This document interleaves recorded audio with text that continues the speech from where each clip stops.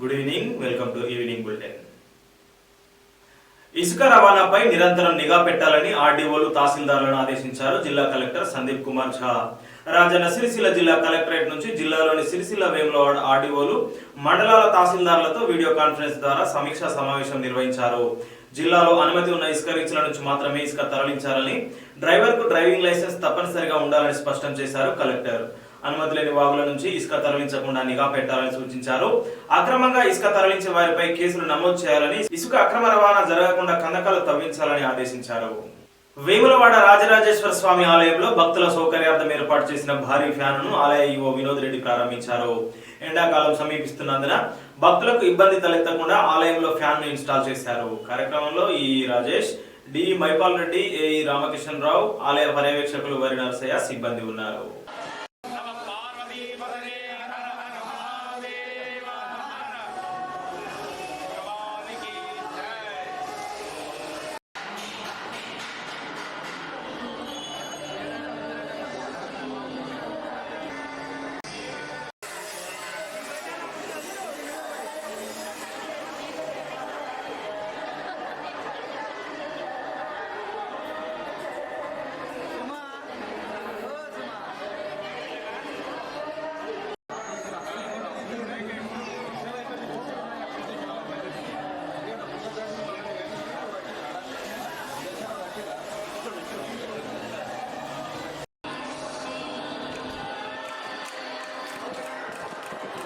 గిరిజనుల ఆరాధ్య దైవం సంత్ సేవాలాల్ మహారాజ్ 286వ జయంతి కార్యక్రమం రాజన్న సిరిసిల్ల జిల్లాలో ఘనంగా నిర్వహించారు.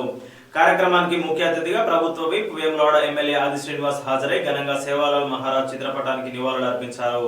ఈ సందర్భంగా గిరిజనులకు ఆదర్శప్రాయుడైన సేవాలాల్ మహారాజ్ బాటలో అందరూ నడవాలని ప్రభుత్వ విప్ పిలుపునిచ్చారు.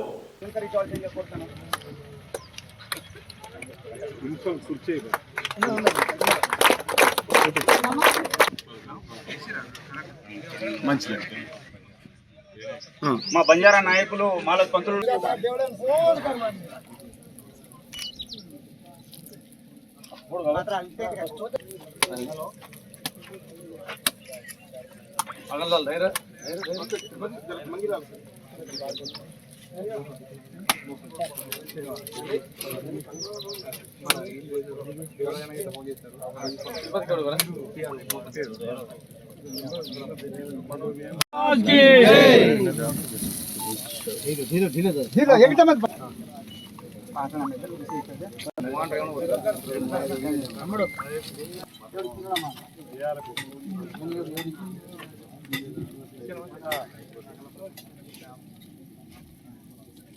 తెలియజేస్తూ ఒక మహనీయుడు 286 సంవత్సరాల క్రితం జన్మించి కారణ జన్ముడై గిరిజనులకు ఆరాధ్య దైవంగా మారి వారి ఆలోచన విధానాన్ని ముందుకు తీసుకుపోతున్న క్రమంలో ఆయనకు గుడే నిర్మించుకొని ఎక్కడ గిరిజనులు ఎక్కువ ఉంటే అక్కడ గూడాల్లో తండాలో జగదాంబ మాత అమ్మవారితో పాటు సేవాలాల్ మహారాజ్ గారిని దేవుడి రూపంలో నిలవెత్తు విగ్రహ రూపంలో పెట్టుకొని మా గూడానికి మా తండాకు ఎలాంటి కీడు రాకుండా చూడమని కోరేటువంటి కార్యక్రమంతో పాటు మీ అడుగుజాడల్లో నడుస్తాం, మీ ఆలోచన విధానాన్ని ముందుకు తీసుకొని పోతామని చెప్పినటువంటి ఒక చక్కటి సంకల్పం కార్యక్రమం ఈరోజు దేశవ్యాప్తంగా జరిగేటువంటిది. గిరిజనులకు సంబంధించిన ఓ పెద్ద పండుగలలో ఈ పండుగ ఒకటనేటువంటి భావాన్ని ఈ సందర్భంగా వ్యక్తం చేస్తుంది.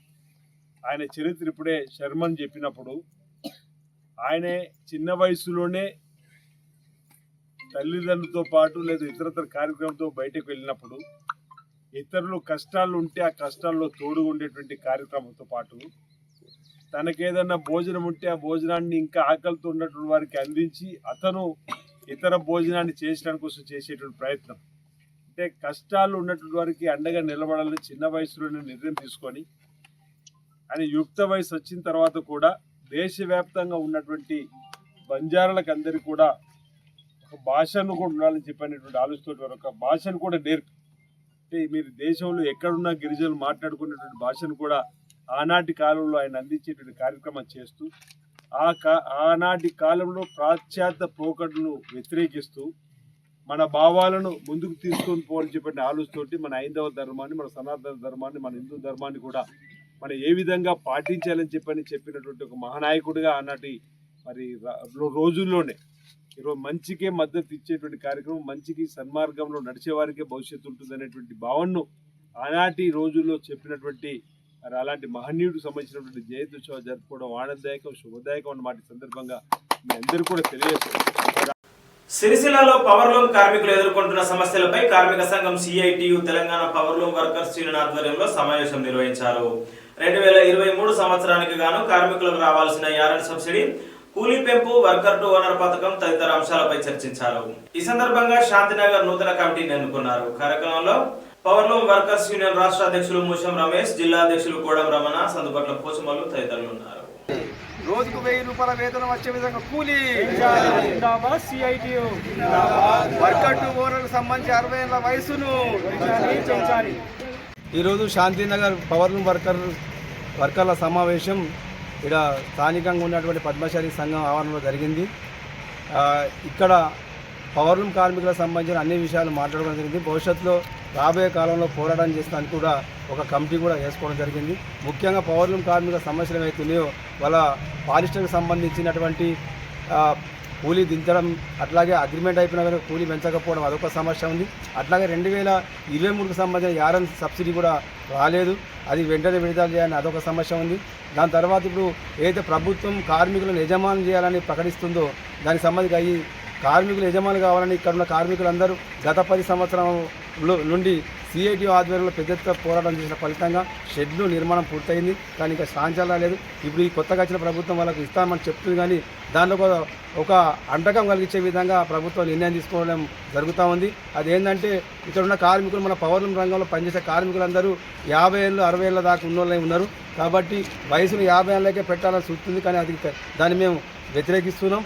ఏదైతే వయసు ఉందో అది 60 ఏళ్ళ దాకా ఉంటేనే చాలామంది కార్మికులు ఉపయోగపడే విధంగా ఉంటుంది. కాబట్టి దాన్ని 60 ఏళ్ళకు పొడిగించాలని కోరుతా ఉన్నాం. అదేవిధంగా రాబోయే చీరలకు సంబంధించి రోజుకు 1000 రూపాయల కూలీ పడే విధంగా కూడా కార్మికుల కూలీ నిర్ణయం చేయాలి. ఇప్పటివరకు ఈ కార్మికులకు సంబంధించిన కూలీ నిర్ణయం చేయలేదు, అది కూడా వెంటనే చేయాలి. దాంతోపాటు అనుబంధ రంగాల కార్మికులకు కూడా కూలీ నిర్ణయించాలని తెలియజేస్తా ఉన్నాం. అదేవిధంగా రాబోయే బతుకమ్మ ఏదైతే చీరలు ఇస్తున్నారో దాన్ని కూడా వర్కర్లకు సంబంధించి 10% యారన్ సబ్సిడీ యథావిధిగా అమలు చేయాలి. అనుబంధ రంగాల కార్మికులకు కూడా అమలు చేయాలని సందర్భంగా తెలియజేస్తూ, మరి ఈ పారిశ్రమకు సంబంధించిన కూలీ అవుతుందో వెంటనే యజమానులు మరి పెంచే విధంగా చర్యలు తీసుకోవాలని తెలియజేస్తాను. లేకుంటే 10 ఏళ్ళ తర్వాత మరి మేము కార్మికులందరినీ సిద్ధం చేసి పెద్ద ఎత్తున పోరాటానికి దిగుతాం, అవసరమైన సమ్మె కూడా వెళ్తామని ఈ సందర్భంగా తెలియజేస్తా ఉన్నాం. ఈరోజు పోరాటానికి సిద్ధం చేస్తూ ఈరోజు నూతన కమిటీ శాంతినగర్కు వేసుకోవడం జరిగింది. ఇక్కడ శాంతినగర్ పవర్లూమ్ కార్మికులకు సంబంధించి అధ్యక్షుడిగా ఎన్ఎం లక్ష్మీనారాయణను ఎన్నుకోవడం జరిగింది. అదేవిధంగా కార్యదర్శిగా గూట్ల చంద్రశేఖర్ గారు ఆయనను ఎన్నుకోవడం జరిగింది. ఉపాధ్యక్షులుగా భోగ వెంకటేశం, అట్లాగే ఇంకో ఉపాధ్యక్షులుగా సబ్బని శ్రీకాంత్ గారిని ఎన్నుకోవడం జరిగింది. సహాయ కార్యదర్శిగా బాసపత్రి ప్రభాకర్ను, అట్లాగే ఇంకో సహాయ కార్యదర్శిగా లగిశెట్టి మల్లేశ్వరం గారిని ఎన్నుకోవడం జరిగింది. అట్లాగే 14 మందితోటి ఈ కమిటీ ఎన్నుకొని శాంతినగర్కి సంబంధించినటువంటి రాబోయే కాలంలో కార్మికుల సమస్యలపై ఈ కమిటీ పనిచేస్తూ అందరినీ ఐక్యంగా ఇక్కడ కార్మికులందరినీ ఐక్యం చేసే విధంగా కూడా ఈ కమిటీ కృషి చేస్తానని వారు తెలియడం జరిగింది. కాబట్టి నూతనంగా ఎన్నికైనటువంటి కమిటీకి సిఐటి పవర్లూమ్ వర్కర్స్ యూనియన్ రాష్ట్ర కమిటీ తరఫున వాళ్ళకు శుభాకాంక్షలు తెలియజేస్తా ఉన్నాం. ఇప్పటికైనా ప్రభుత్వం ఇక్కడ యజమానులు స్పందించి కార్మిక సమస్యలు పరిష్కరించాలని డిమాండ్ చేస్తా ఉన్నాం. గ్రాడ్యుయేట్ ఎమ్మెల్సీ ఎన్నికల్లో కాంగ్రెస్ పార్టీ అభ్యర్థి నరేందర్ రెడ్డికి మద్దతు ఇవ్వాలని కోరుతూ పిసిసి రాష్ట్ర నాయకులు సిరిసిల్ల ప్రెస్ క్లబ్ లో మీడియా సమావేశం ఏర్పాటు చేసి మాట్లాడారు. రాష్ట్రాన్ని అభివృద్ధి పథంలో ముందుకు నడుపుతూ ఉద్యోగాల కల్పన చేపడుతున్న ప్రభుత్వానికి మద్దతు తెలుపుతూ అందరూ కాంగ్రెస్ అభ్యర్థికి మొదటి ప్రాధాన్యత ఓటు వేయాలని కోరారు. Legal cell district vice chairman Venkareddy గారు మరియు కన్వీనర్ వివేక్ గౌడ్ మరియు లీగల్ సెల్ టీం భగవాన్ గారు మరియు రాజేష్ గారు మరియు అడ్వకేట్ శేఖర్ గారు మరియు సిరిసిల్ల పట్టణ కాంగ్రెస్ విశాల్ మరియు తదితరులందరూ ఈ ప్రెస్ మీట్ కార్యక్రమంలో పాల్గొంటా ఉన్నారు. అయితే మనందరికీ తెలుసు, గ్రాడ్యుయేట్ ఎమ్మెల్సీ ఎన్నికల్లో కాంగ్రెస్ పార్టీ బలపరిచిన మద్దతు తెలిపిన శ్రీ ఆల్ఫోర్స్ నరేందర్ రెడ్డి గారు నిలబడుతున్న విషయం మీ అందరికీ విదితమే. ఈ ఎన్నికల్లో మళ్ళొకసారి బీజేపీ బీఆర్ఎస్ రెండు కుమ్మక్కై మ్యాచ్ ఫిక్సింగ్ చేసుకున్న ఉన్నాయి. తెర వెనక చీకటి ఒప్పందం చేసుకొని మళ్ళొకసారి బీఆర్ఎస్ బీజేపీ పార్టీకి మద్దతు తెలుపుతూ ఉంది. పోటీలో కేసీఆర్ గారు మొన్న అంటా ఉన్నారు, నేను కొడితే మామూలుగా ఉండదని చెప్పి. నిరుద్యోగులు కొట్టిన దెబ్బకు ఇప్పటికీ బీఆర్ఎస్ పార్టీ గుయ్యమంటూనే ఉన్నారు. మీరు చూసినట్లయితే గత బీఆర్ఎస్ ప్రభుత్వంలో 2020 నాటికి 6 ఏళ్లలో వాళ్ళు ఇచ్చిన ఉద్యోగాలు 50,000 ఉద్యోగాలు మాత్రమే. కానీ తెలంగాణ రాష్ట్రంలో కాంగ్రెస్ ప్రభుత్వం ఏర్పడ్డాక సంవత్సరంలోనే ఏడాదిలోనే 55,143 ఉద్యోగాల భర్తీకి ప్రకటనలు విడుదల చేసి పరీక్షలు కూడా నిర్వహించింది.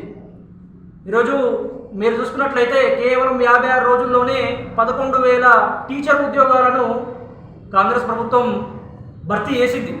సో ఇది నిరుద్యోగుల పట్ల కాంగ్రెస్ పార్టీకి ఉన్న నిబద్ధత. గత ప్రభుత్వంలో కాకతీయ యూనివర్సిటీలో పురుగుల మందు దాగి బోడ సునీల్ నాయక్ ఆత్మహత్య మొదలుకొని మన రాజన్న సిరిసిల్ల జిల్లాలో కొండ్రపేట మండలం వట్టిమల్ల గ్రామంలో ముచ్చర్ల మహేందర్ అనే యువకుడు కూడా ఆత్మహత్య చేసుకున్నాడు. ఆ విధంగా దాదాపు వందలాదిగా విద్యార్థులు గత ప్రభుత్వంలో ఉద్యోగాలు రాని కారణంగా ఆత్మహత్యలు చేసుకుంటే ఈరోజు తెలంగాణ ప్రభుత్వం వచ్చాక నిరుద్యోగులందరూ సంతోషం వ్యక్తం చేస్తూ ఉన్నారు. పోయిన బీఆర్ఎస్ ప్రభుత్వంలో నిరుద్యోగుల చావుడప్పులు మోగితే ఈరోజు కాంగ్రెస్ ప్రభుత్వంలో నిరుద్యోగులకు ఉద్యోగాలు పొంది ప్రతి ఇంట్లో పెళ్లి డబ్బులు మోగుతూ ఉన్నాయి. కరీంనగర్ మాజీ మేయర్ గ్రాడ్యుయేట్ ఎమ్మెల్సీ అభ్యర్థి రవీందర్ సింగ్ ను గెలిపించాలని కోరారు న్యాయవాది సుంకె దేవకిషన్.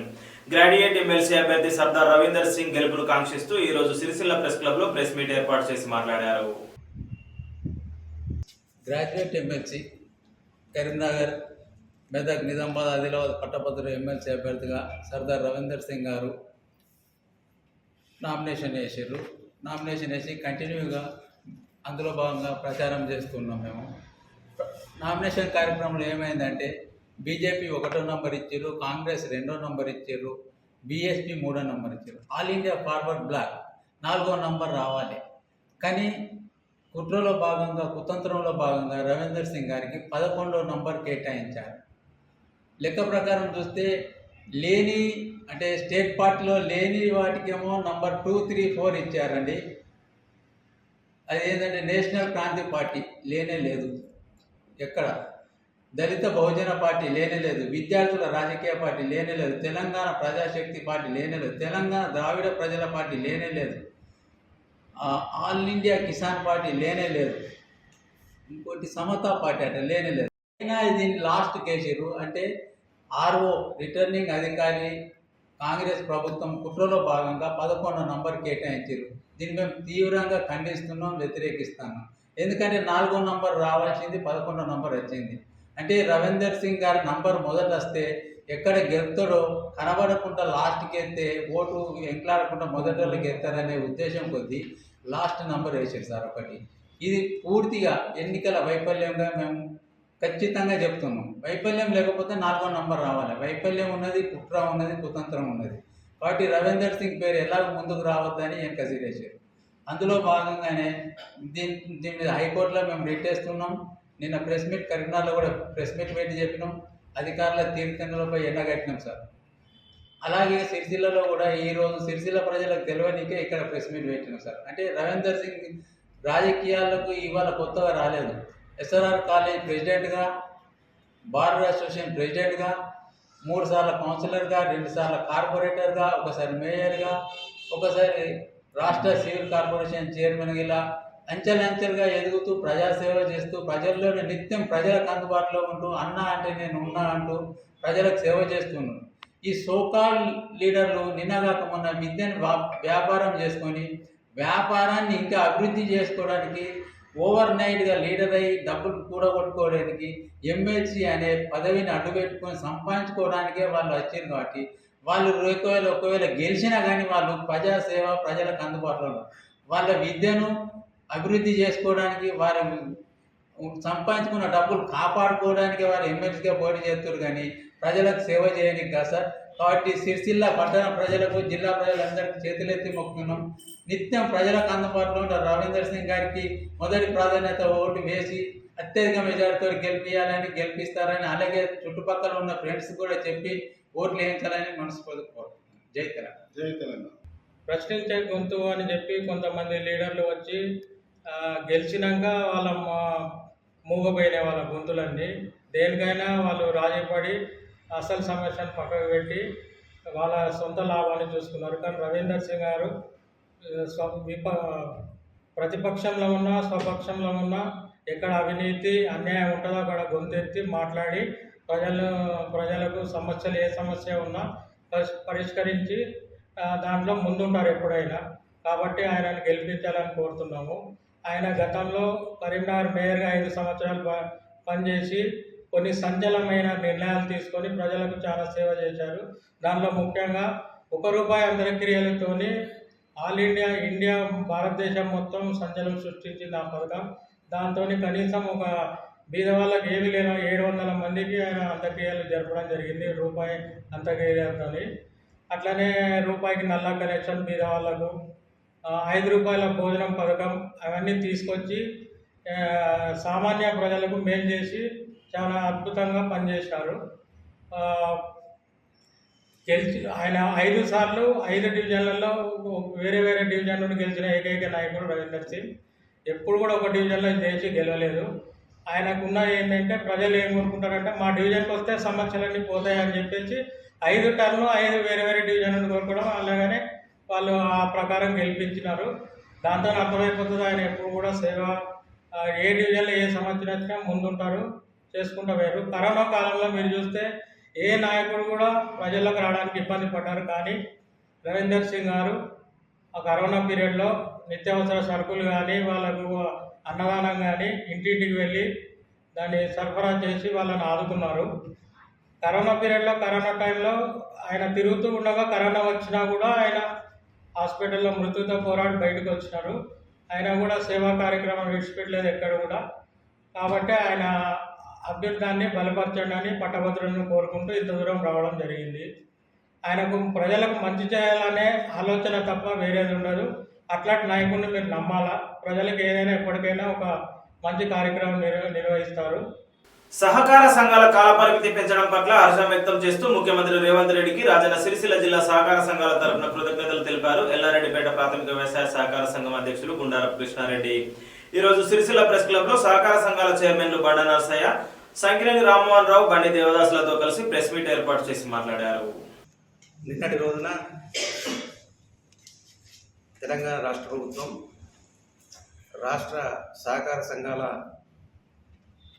పదవీ కాలం ముగిసింది కాబట్టి మరి ఆ పదవీ కాలాన్ని పొడిగిస్తూ ఉత్తర్వులు జారీ చేయడం జరిగింది.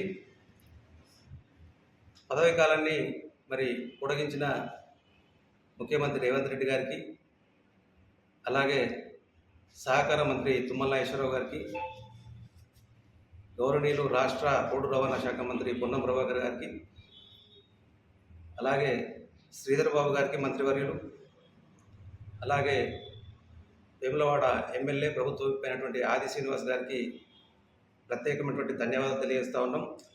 సహకార సంఘాల నుంచి, రాజన్న సిరిసిల్ల జిల్లా నుంచి నిజంగా కూడా రాష్ట్ర వ్యాప్తంగా సహకార సంఘాలు బ్రహ్మాండంగా అభివృద్ధి చెందినటువంటి తరుణం లోపల మరి 5 సంవత్సరాలు ముగిసిన వెంబడే ఎలక్షన్లు జరపాల్సినటువంటి ప్రక్రియ ఉంటుంది. కానీ ఇప్పుడున్నటువంటి పరిస్థితులను అర్థం చేసుకొని మరి రాబోయే రోజుల్లో రైతులకు రుణ వితరణ కానివ్వండి, ఎరువుల పంపిణీ కానివ్వండి, అలాగే అనేక రకాలైనటువంటి సర్వీసెస్ చేసేటువంటి క్రమంలో కూడా రాబోయే 2 నెలల్లో వరిధాన్యం కొనుగోలు కూడా మరి ప్రారంభం కాబోతూ ఉన్నాయి. మరి ఇంత సంక్లిష్టమైనటువంటి పరిస్థితుల్లో కూడా ఎలక్షన్ నిర్వహించాకంటే కొనసాగింపే ముఖ్యమని భావించినందుకు ఈ ప్రభుత్వానికి ప్రత్యేకమైన ధన్యవాదాలు తెలియజేస్తూ ఉన్నాం. మరి ఈ ప్రక్రియ అంతా కూడా సమర్థవంతంగా గ్రామాల్లో కూడా జరగాలంటే తప్పకుండా పాలక వర్గాలు ఉంటేనే సమర్థవంతంగా కొనుగోలు కానీ, యూరియా పంపిణీ కానీ, రుణ వితరణ కానీ జరుగుతుంది. కాబట్టి మరి బ్రహ్మాండంగా పనిచేస్తున్నటువంటి సహకార సంఘాల అధ్యక్షులకు కొనసాగింపడం అటువంటిది హర్షించదగ్గ విషయం. ఈ కొనసాగించినటువంటి మరి 6 నెలల కాలంలో రైతులకు పూర్తి స్థాయిలో అందుబాటులో ఉండి సర్వీస్ చేస్తామని కూడా ఈ సందర్భంగా తెలియజేస్తాము. ధన్యవాదాలు. యువత మేలుకు అంటూ సిరిసిల్ల వైద్య కళాశాల MBBS first year students flash move కార్యక్రమాన్ని సిరిసిల్ల అంబేద్కర్ చౌరస్తా వద్ద నిర్వహించారు. ఈ సందర్భంగా యువత చెడు వ్యసనాలకు వెళ్లకుండా మంచి మార్గంలో వెళ్తూ ఉన్నత శిఖరాలు చేరుకోవాలని అందరికీ స్ఫూర్తినిచ్చారు. కార్యక్రమంలో వైద్య కళాశాల principal doctor Bhairi Lakshminarayana, vice principal doctor Arun, government general hospital superintendent doctor Lakshminarayana, deputy superintendent doctor Chikoti Santosh Kumar, senior professor doctor Nagarjuna Chakravarthy, MBBS first year second year students, వైద్య సిబ్బంది పాల్గొన్నారు.